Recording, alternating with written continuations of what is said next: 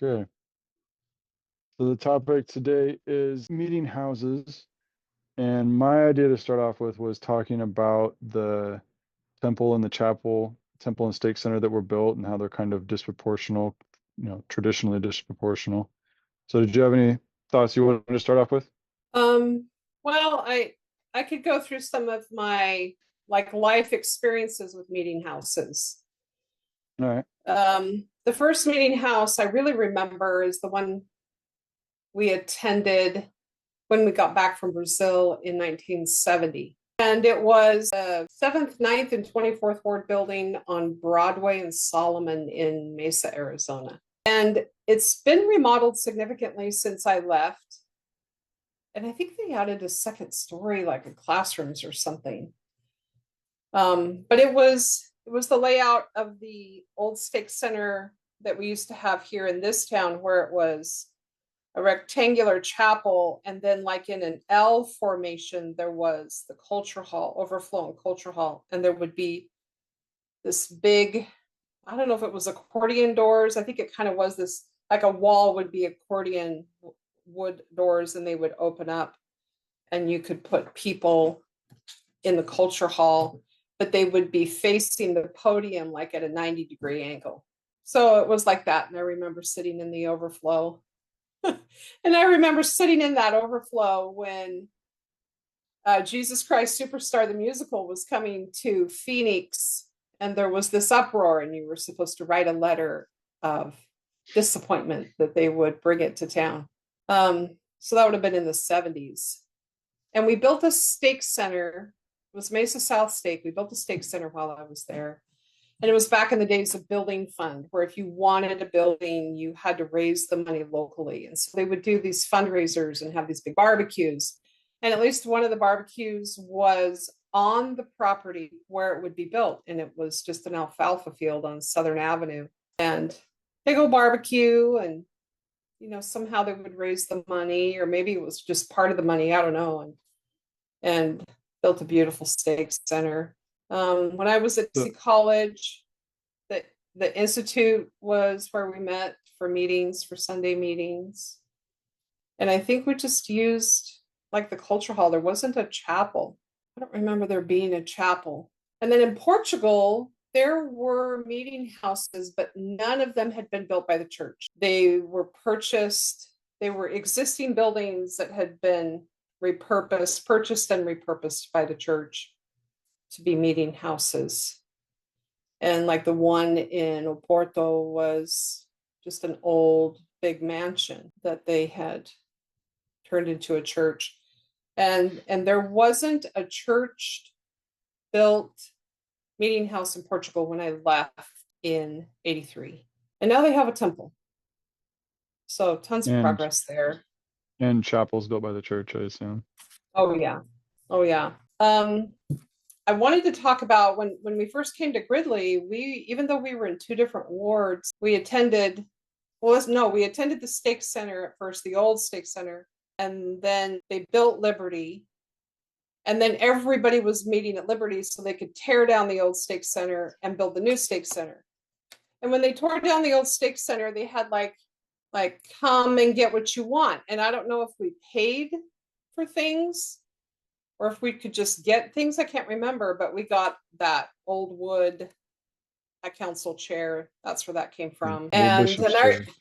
And I remember people were tearing the tiles out of the baptismal font and like writing the names, like if you were baptized in that font, like writing your name and the date of your baptism on an original tile from the baptismal font. And it had a courtyard. I think one of the ways they got Salt Lake to agree to rebuild that building was that it was so inefficient. It had to have been, because it had a courtyard.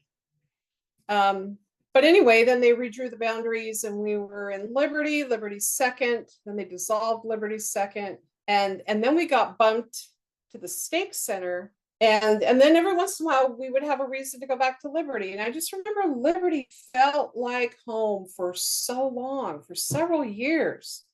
Like I would go back to a meeting or an activity or something in Liberty, and I would walk in and it would just be that feeling of home. And it took a Yeah. long time for the Stake Center to feel like home. Yeah, I remember that too. Because I remember being a part of Liberty when I was a young. And then I remember going to the Stake Center, which was not our building, that was the other building. And yeah, it always felt like the other building. And then going back to Liberty, like for family activities and stuff, always felt more homey. You know, on the tile, baptismal tile. So our stake, they announced a temple, and then they announced that it was going to be built on the Stake Center property, and they're going to tear down the Stake Center. And we had that organ that was the original organ for the Stake Center. So it was 40 years old, and it was a real windpipe organ. And there was apparently a group of members that were very adamant that that organ be transplanted to the new Stake Center. And we heard the stake president talk about it and how it was like the hardest decision he's ever made, and like went on and on and on and on and on, and then said, we've decided we will not be moving the organ to the new stake center. But we know many of you have very sentimental attachments, thoughts about the organ. So here's the plan. We're going to take down the organ. We're going to take all the pipes, and we are going to cut up the pipes into tiny pieces. And whoever wants a piece of a pipe, let us know, and we can get you a piece of the organ pipe. Like that was his compromise. And I was like, oh my God, that's so Now, funny. when they built the new Stake Center here, they were given permission to keep the old pipe organ, and it's still in use, but it is touchy organ and it needs repair on a regular basis. So there's a price to be paid, right? For keeping the old organ. Well, our president said the main factor for not transplanting it is that it was extremely expensive by comparison. You can buy a good electronic organ for pretty cheap. You guys ready? All right, it's gonna be a minute. You can buy a good electronic organ for pretty cheap, and then if you were to transplant or even buy a new windpipe organ, it's 10 to 100 times as much as a good electronic organ. So I mean, it's kind of an obvious decision, but you can imagine the pressure that he would have felt from the members to transplant the organ. Oh man. Okay, I'm looking at my notes. Now, when they tore down your Stake Center for the temple, instead of letting members come and get things, they had a real systematic way of distributing the items. And you were a part of that. You want to talk about that?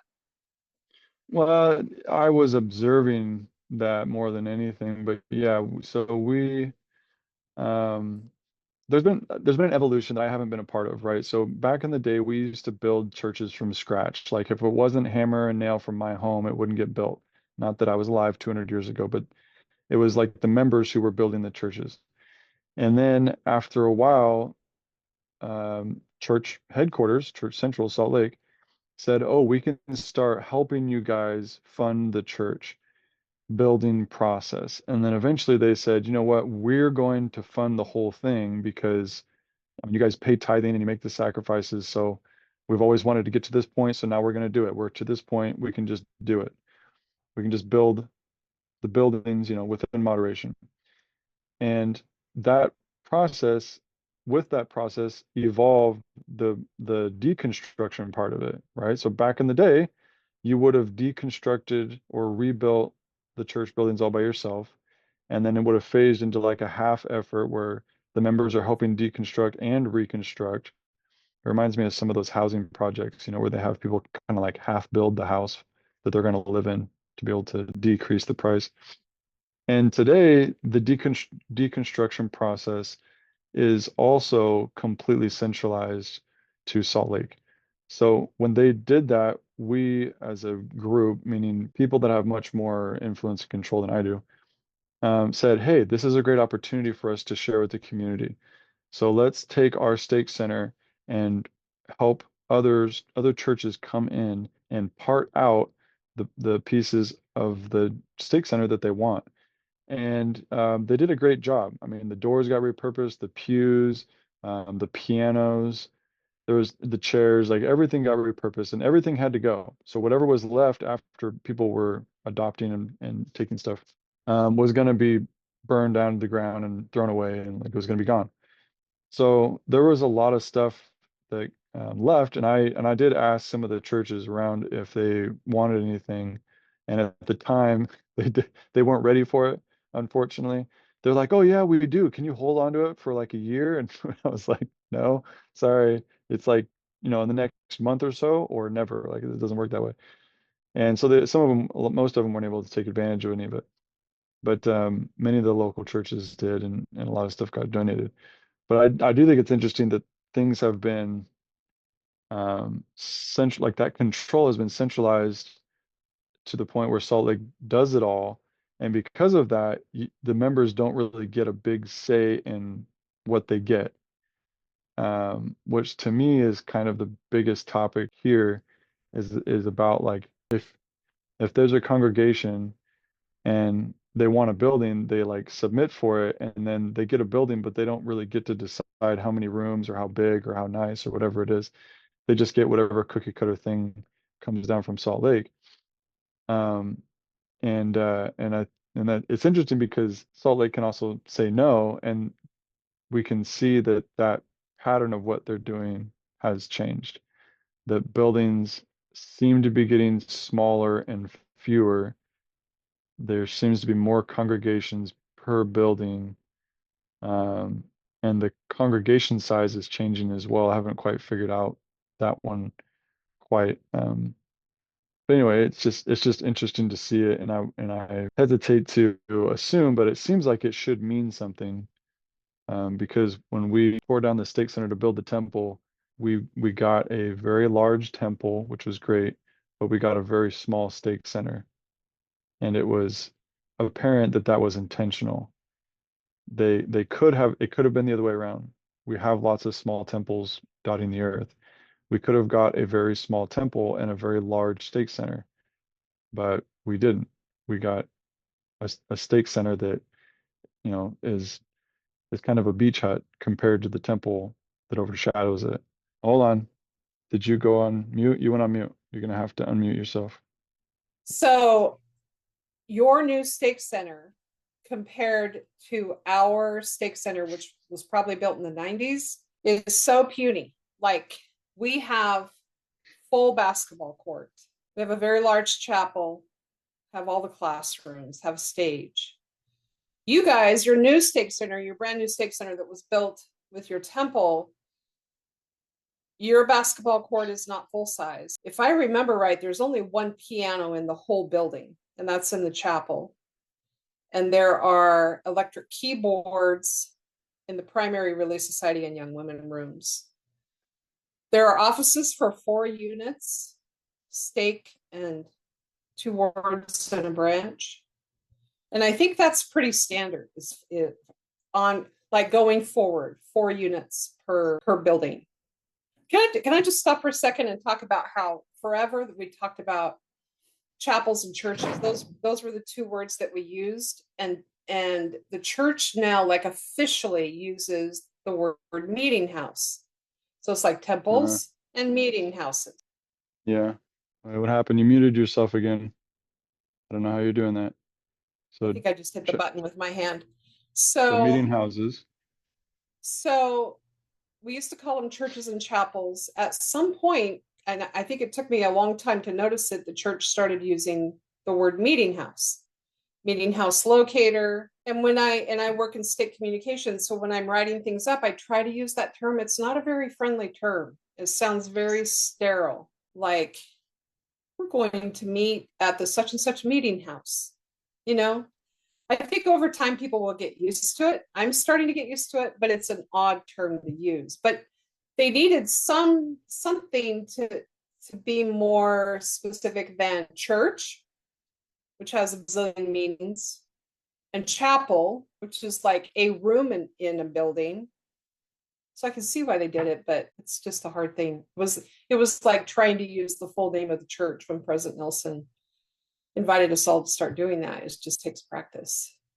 So let me talk about your brother who lives in Utah Valley and some of the things he's told me, and this is all like rumor, I'm getting it through him, but his stake needs meeting house.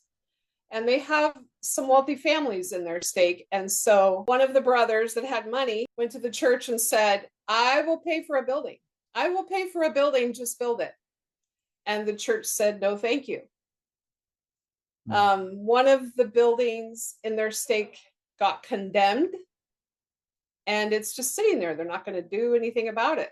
They're not building another one. They're not tearing it down to rebuild it. There's nothing going on there. And then your uncle, who lives in Utah Valley, about 4 months ago, they split his stake, and they're in the new stake. In the new stake, in their geographical boundaries, there are no meeting houses. And the instruction they received was just meet where you were meeting. And so I don't know how that's working. Like, you must have units in some of the buildings that are in two different stakes. I don't know. Yeah. So it would be interesting to know why the church doesn't seem to be keeping up on meeting houses. Like, do they just not have enough contractors that they can trust, or they're just putting all the money into temples and other things? You know, that's a mystery. If they would have built the stake center here to be full size, then I would say that they probably have a resource problem. But after seeing the small stake center and then hearing all of that, it makes me think that the church is reprioritizing the use of the meeting houses. Like it's home-centered, church supported, right? So, I mean, if that's true, then we would be spending less and less time at the meeting houses and more time at the homes.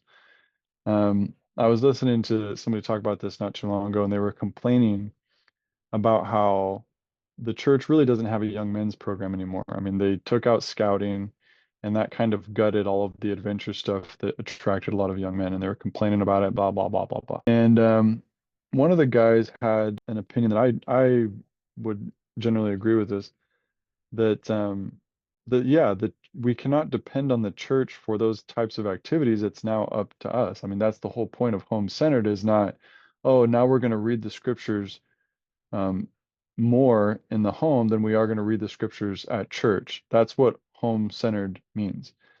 No, home-centered means everything important is happening at home now. So all of the adventure stuff is happening at home. The schooling stuff, the gospel stuff, whatever the training, whatever the youth activities, the youth dances, the knot tying competitions, getting ready for your youth activities, teaching your youth, the firesides, it's all happening at home. I mean, when I was a kid, almost every youth fireside that we had was in a home. We didn't go to church for youth firesides, it was in a home. And I could see that happening more often, where you have homes that are taking this seriously and that are developing the programs and things for the youth, so that the church building, the meeting house, becomes less and less essential and less a part of the necessary function of the church. I mean, you can imagine if your church building burnt down or was condemned and you didn't have anywhere to go, that you would figure it out, right? It's not like the ward would stop existing, that nobody would ever do anything. You would start meeting at people's houses, and you would come up with different programs, and maybe like you'd buy a pavilion down the street or whatever, and like you would figure it out. And I think that's kind of where a lot of that effort is going, is that the church is basically saying it's not working to create these giant, well, not that it's not working, but looking down the road, we see how we're going to be blessed more by having these home functions than to have things like a giant basketball court so we can do church ball, or giant basketball court so we can do big giant dances, youth dances. Like I just see it becoming more neighborhood oriented and how home oriented. Let me just add a speculation. I wonder if along those lines, if they won't drop I mean, they dropped 3 hour church to 2 hour church. Well, they dropped 2 hour church to like an hour and 40-minute church, just so they could put 5 and 6 units in a building. Because frankly, sacrament meeting goes a little long. And certainly the second hour sessions go long. I mean, it used to be you would go to Relief Society and it was like 40 minutes total. And whoever was teaching the lesson, if they got 20, 25 minutes, they were feeling pretty good. Now it's like 45, 50-minute lessons. So And what's it just going seems like a long? long time. So So I'm not that you're running over time, but you're saying that if you're a teacher, you have much longer time to fill. yeah, back in the 3 hour days, But you that's a had like, bad thing. Like well, I don't know. Well, I whenever I I have teach, ADD. yeah, whenever I teach, I run out of time. Like if I have 45 minutes, I run out of time. I can't get the stuff in, and I often think maybe we should do another episode on this, is that the way people teach at church is boring. Like we don't have a good way to train teachers how to teach. And it's the key isn't to teach exciting, and the key isn't necessarily to quote unquote invite the spirit, like you got to come up with all these inspired questions. But there are very specific things that you can do in teaching that invite the spirit. It also invites people, and it drives home a point in the lesson that is not like a specific verse. Like the whole point of reading the scriptures is to pull out whatever teaching it is that God has for you that day.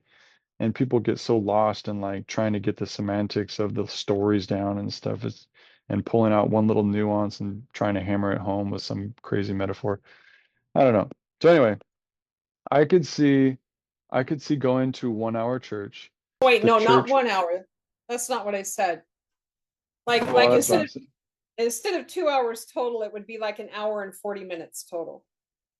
So it would be Well, like, I could see it yeah, getting shorter or different. yeah. I could see 1 hour church. Like I could see sacrament and no Sunday school. If the church also rolled out at the same time a home program that had expectations, like a family home evening, but it would be neighborhood home evening. And you were expected to meet with like, three families together once a week and go over your lesson and report back to the bishop. Something like that that was a little more intentional on exactly how the home-centered stuff is supposed to work. Um, Don't you yeah, wonder like if they're already doing that in some places, like where they don't have religious freedom no, or it's well, very okay, limited? so they're definitely doing it. Man, there's so many different topics. They're definitely doing it in areas that don't have religious freedom, but the places that they're doing it more than anywhere else are the places where the societies don't have so many built-in distractions. So when you combine electronic entertainment distractions with public school distractions with team sport distractions, and then the church says, "Oh yeah, you North American families, now you're going to do neighborhood home evenings." Those families are going to be like, "Nobody's got time for that." But if you went to some of these other countries where they don't have all the distractions, they'd be like, yeah, okay, we're already doing that like 3 times a week. We're already having our neighbors over for dinner. We're already doing. So it just depends on the culture. Um, and that, yeah, there's a lot of topics built into that for me because I got a lot of passion around that one. Anyway, I mean I watched the whole uh the lessening focus on meeting houses, and I wonder what it means, just like you said. What does it mean? Yeah. Yeah, we'll see. Um, I yeah, mean, you look at your new stake center and you look in the corner, there's one unit, uh, like the branch president's office and the clerk's office right next to it. And the branch president's office is decent size. The little clerk's office is like this little narrow hallway with a counter that has, where you can plug in your laptop, and it's just a little hole. well, luckily he's Maybe, only in there an hour a week. We yeah. have another building out on Clark Street And I thought for sure they were going to tear that place down or build another one or something. They're they're they're remodeling it. They're re-roofing it and redoing a bunch of the HVAC and stuff like that.